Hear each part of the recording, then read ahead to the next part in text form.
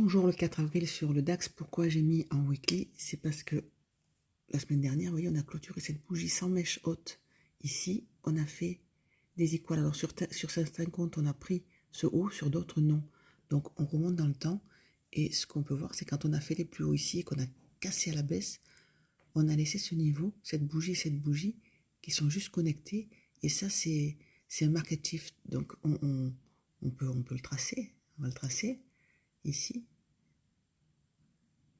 Voilà, et comme ça, quand on va repasser là en weekly, ça va nous faire un repère. Donc voilà, on passe en daily, donc les plus hauts historiques qui sont là, j'ai mis en pointillé la ligne qu'on a tracée précédemment, et comme ça, ça va nous faire un repère quand on va passer en plus petite unité de temps. Ce qu'on peut voir en daily, donc ici, voyons, on a pris ce haut ici, on a BOS. Hier, on est redescendu dedans comme prévu et on s'est arrêté là. Donc en dessous, on a créé cette imbalance ici, une autre imbalance ici, une autre imbalance ici.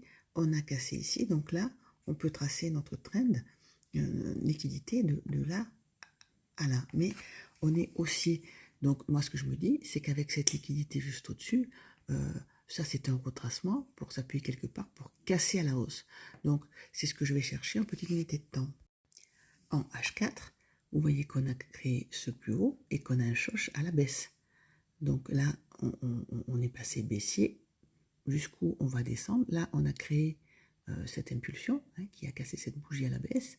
Et vous voyez que cette mèche ici, noire, a été cassée 2 fois. Donc, est-ce qu'on réagit sur cet order block ici pour recasser à la hausse, ou est-ce qu'on va avoir une schématique pour venir chercher peut-être le haut de cet order block ici, ou bien cette liquidité ici. Et moi, ce que j'aimerais, c'est vraiment qu'on prenne ce lot ici, qu'on réagisse dans cette imbalance pour ensuite monter, casser. Maintenant, ça, on ne peut pas le savoir. C'est pour ça qu'en petite unité de temps, on a ce plan en tête et on va tracer nos heures de tir.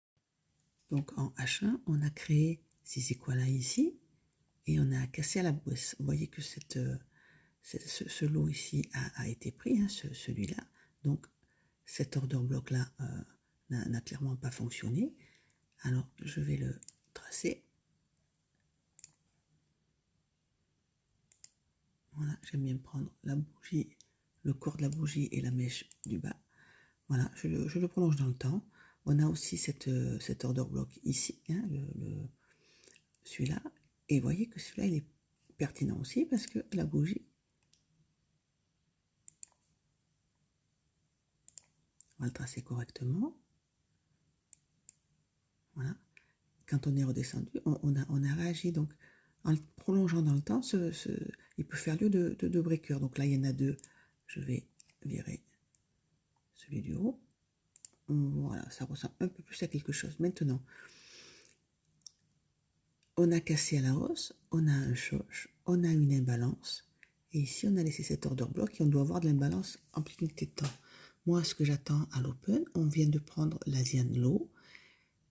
Je vais passer en très petite unité de temps pour voir si on réagit dans l'imbalance créée entre là et là pour monter prendre ces hauts, ici, celui qu'on a repéré tout à l'heure, ou si on passe baissier et qu'on redescend chercher notre zone d'imbalance HTF que j'ai montré plus tôt. Je vous fais une partie de 2.